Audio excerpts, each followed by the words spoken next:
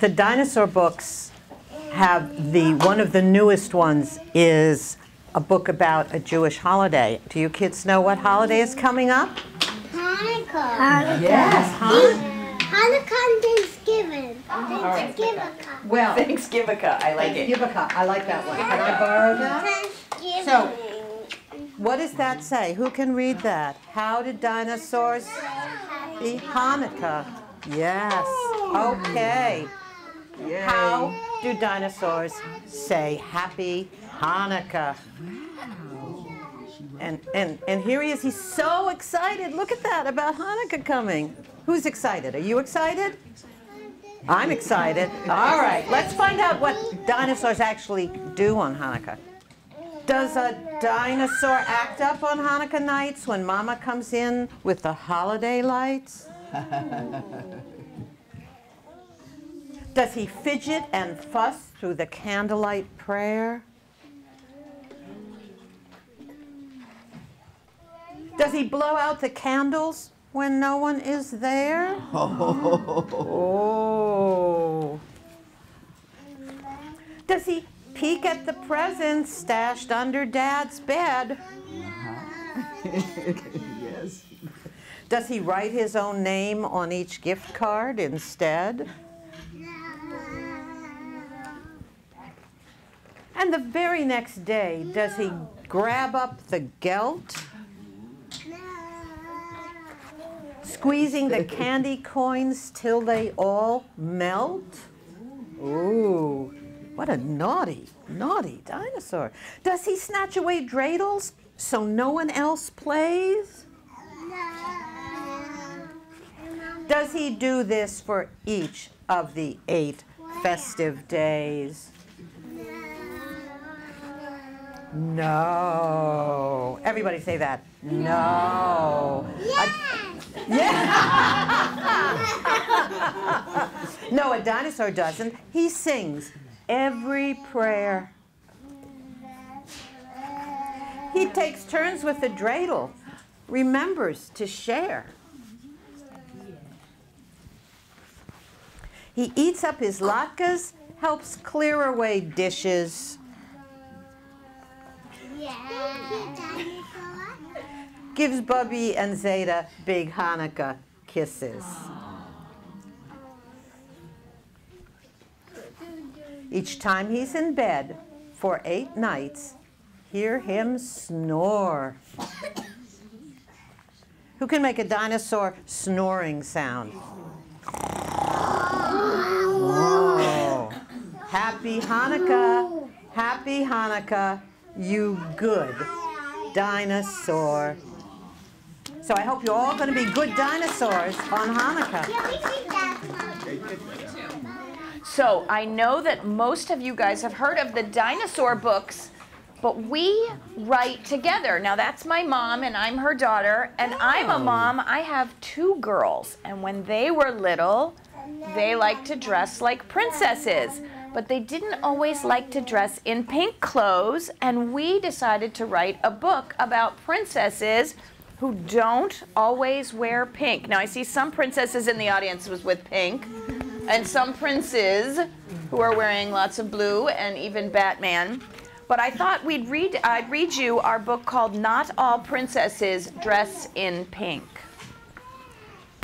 Not all princesses dress in pink. Some wear bright red socks that stink. Blue team jerseys that don't quite fit, accessorized with a baseball mitt.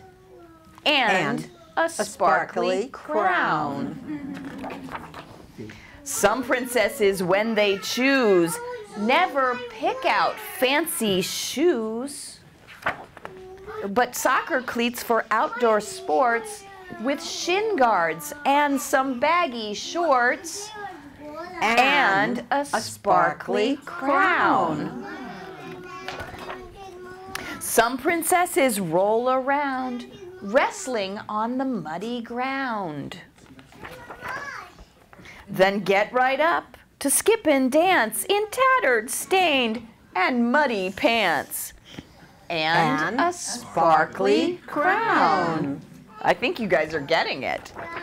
Some princesses wear their jewels while fixing things with power tools. Saw, screwdriver, hammer, drill. They wear with pride each greasy spill and a sparkly crown. Some princesses break their nails planting flowers into pails, driving dump trucks, moving dirt, dressed in an extra large hand-me-down shirt, and a sparkly crown.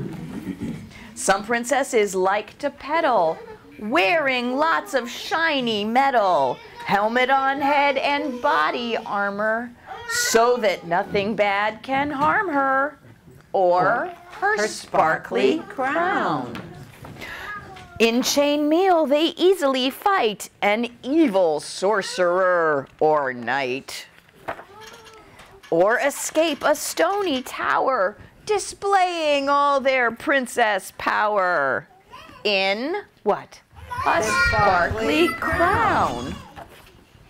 Then after a great victory lap, followed by a well-earned nap, to the ball these princesses run, wearing no pink gowns, not one. They waltz in red, fox trot in blue. They reel in plaid and polka dots too. In those grand and fancy halls, one even hip hops in overalls. And a very sparkly princess crown.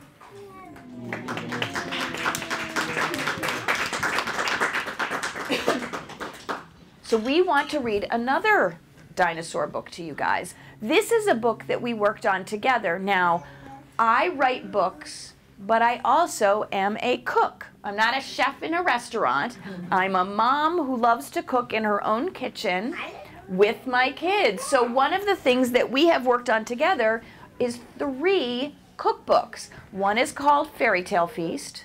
One is called Jewish Fairy Tale Feast, which we'll talk about a little bit in a minute. And the third is a book called How Do Dinosaurs Eat Cookies? Now, she wrote the dinosaur story, but I wrote the dinosaur cookie recipes, which are in the book. And you know, when you write a recipe book, you make lots and lots and lots and lots and lots and lots and lots and lots of cookies. And then you make some more. So when we were working on this book, we ate lots of cookies. So in the back, there's recipes about, there's a Cinnamosaurus Rex cookie, and there's a fossilized lemon tracks cookie, because we like fossilized dinosaur tracks. So I just wanted to show you a little bit about the book and how we work together on cookbooks. Yeah. How do dinosaurs eat cookies? Does a dinosaur baking just make a big mess and splatter the batter on mother's clean dress? No, a dinosaur stirs with the greatest of care. She adds in some cinnamon just for the flair. And if you scratch that, it'll smell just like cinnamon. Does a dinosaur throw chocolate chips all around? Have half of the chips fallen onto the ground? No, a dinosaur is careful with each chocolate chip. He carries the bag with a delicate grip. And if you scratch and sniff here, what do you think you smell? Chocolate. Does a dinosaur grab for a cookie that's hot? No, that's something he does decidedly not. He takes a small yummy and lemony bite, says thank you and please, without ever a fight. And what happens when you scratch this? You smell lemon. Lemon, No, right? you smell hot. No, you smell lemon. Does a dinosaur chew with his mouth open wide, blow bubbles till milk spills right down the glass side? No, his strawberry cookies he chews with great care, then invites all his friends to come over and share. It smells like strawberries. It smells like strawberries. Yes, Does she eat every sweet till her tummy feels funny? Does she moan, groan, and cry till her nose goes all runny? No, a dinosaur takes just a cookie or two. I know some of you saw all those cookies back there. You take just a cookie or two. That's a sensible thing that all dinosaurs do. So follow the rules. There'll be cookies galore, good baking, good eating. Little dinosaur. And then, as Heidi told you, the recipes. Now, who here likes to help mom and dad or grandma and grandpa cook? Is there any kids who like to do that in the kitchen? Who likes to make cookies? Me. Who likes to eat cookies? Me. I love cookies. We're going to talk about it first, and then we have one story that's probably perfect for Hanukkah coming up. But when we worked on Jewish fairy tale feasts, one thing that we like is that stories, do you ever tell a story that then the next time you tell it, it changes a little bit? Well, stories are like recipes like that. So when I make recipes, they change a lot. And Jewish recipes, as we all know, are often handed down from the generations. Now, my mom likes to tell stories, and she does not like to cook. So when I was working on these, I didn't have a lot of family recipes to hand down, and they're recipes to share with the family. These are not recipes that are easy for kids. These are real recipes for real families. And you know, when you cook in the kitchen, there's always a job for your kids. So we hope that you guys are cooking with your moms and dads. And if you think about it, in the Jewish tradition, there are so many stories about food, because stories about food are stories about families. So in this, if you have a book like this, you can read the story about what you're going to cook, and then the family can cook it. And my mom, I did all the recipes, but my mom's going to read you a story about one of my favorite foods. It's about latkes. Does anybody like latkes? Yes. And when do we eat latkes? At Hanukkah. This is called the Latke Miracle. Now, this is an old story that I just have retold. It's not a story that I made up. And all of the books in the story are traditional Jewish folk tales. Once in the old country, there was a widow with 7 children. 7! You can imagine how hard it was to feed them all. She worked hard, scrimping and saving and watering things down. Well, as Hanukkah approached, the youngest child, a girl named Hannah, looked up at her mother with pleading eyes. "Mama," she said, "we have not had latkes, pancakes, all year round. Surely we will have them for Hanukkah." "Yes, latkes," the rest of the children chimed in, "with applesauce on top, syrup, jam." Their list of toppings was endless. Oh, how the widow's heart ached. More than anything, she wanted to give them the Hanukkah meal they asked for. But there was no money in the house, not a single penny. Nevertheless, she told them, "Wait here in the house, sweep the floor, dust, and make the place ready for the holiday. I will go to the river to rinse out the pots and buy flour from the miller for the latkes." So off she went, appalled that she had told an untruth, hoping as ever for a miracle. She rinsed the pots in the river, and then, lost in her own thoughts, she stood, turned, and almost bumped into an old man who was standing next to her. If she'd done so, she'd have knocked him over, for he was quite thin, with an old hat upon his head. And here's the picture. He's got a hat. See his hat, and he's an old man. Who do you think that man might be? "Shalom," the old man said. "I'm a stranger here, madam. I want to celebrate the holiday with a family, but have none. Could you take me in?" She never hesitated, for isn't it a mitzvah, a good deed, to take in a stranger on a holiday eve? And weren't her children even now making the house shine? "It would be our honor, old sir," she said. "Our home is even now being readied for a guest." No sooner had she given him this invitation than the old man disappeared. Down the road? up the road? She couldn't see him. Had she insulted him? But even as she worried, she was relieved, because there was little enough for the children, much less a guest. When she got home, all 7 of the children were standing in the doorway, and they were jumping up and down with joy. "Mama, Mama," cried little Hannah, "guess what?" The widow smiled. Even when they had nothing, her children managed to make her smile. "I guess you are happy that Hanukkah is here." "No, Mama," said Daniel, the oldest, almost a man. "We are happy because an old gentleman came by and gave us Hanukkah money." He held out his hand. There were 7 copper coins, 1 for each child, and a silver coin for the widow. Shifra, the oldest girl, held out a large clay jug, and he gave us this jug of oil for the Hanukkah lights. Then all the children cried out together, "And a bag of flour, too." "A bag of flour?" The old widow clapped her hands. "Now I will make us all Latke's children. See, it is a Hanukkah miracle." Well, that oil lasted 8 days, just as it had in the temple in Jerusalem all those many years ago. The mixture for the latkes made so many pancakes that the children grew full and happy, and the coins, well, somehow they never ran out. "Mama," little Hannah whispered, "was that old man the prophet Elijah?" The widow gave her daughter a hug. "Who else?" she said.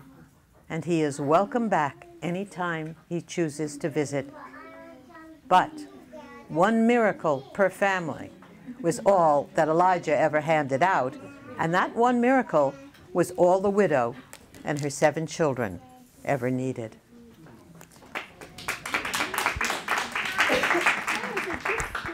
One last dinosaur book? Okay. How do dinosaurs say "I love you"? Do you think they roar it? Who can dinosaur roar again? Roar. Oh, what a roar that one was. That was a good one. All right. This dinosaur starts out not very happy. "You woke in the morning in such a bad mood, then sat at the table and fussed with your food. But then you blew kisses and waved from the door. I love you, my dinosaur." Out in the sandbox, you threw lots of sand. You ran from the slide after slapping my hand. But you suddenly turned with a smile I adore.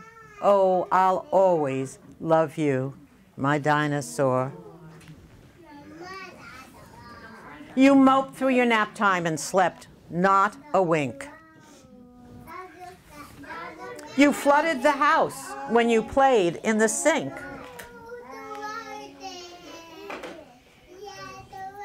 But you got out the mop and then cleaned up the floor. I love you so much, little dinosaur. Off in the car, you kept kicking my seat.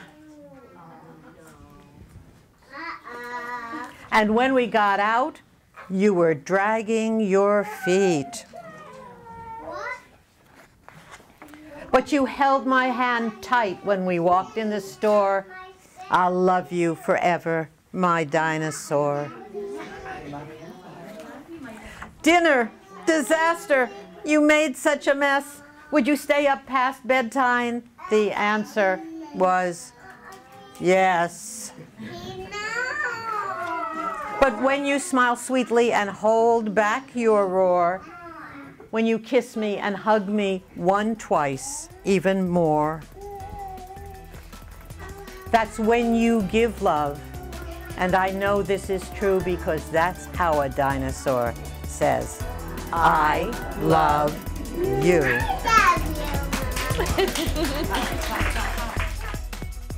We would be pleased to send a complimentary DVD of this program to anyone who wishes to support Shalom TV with a tax-deductible gift of $36, double high or more, to the nonprofit organization Jewish Education in Media. Simply visit the Shalom TV website homepage and click on the Donate button to make a donation by PayPal or your credit card. And please indicate the program for which you would like a DVD. Or you can send your tax-deductible check made out to GEM. To GEM, Post Office Box 180, Riverdale Station, Bronx, New York, 10471. And again, please remember to indicate which program you would like to receive on DVD with our compliments. And we thank you for your kind support.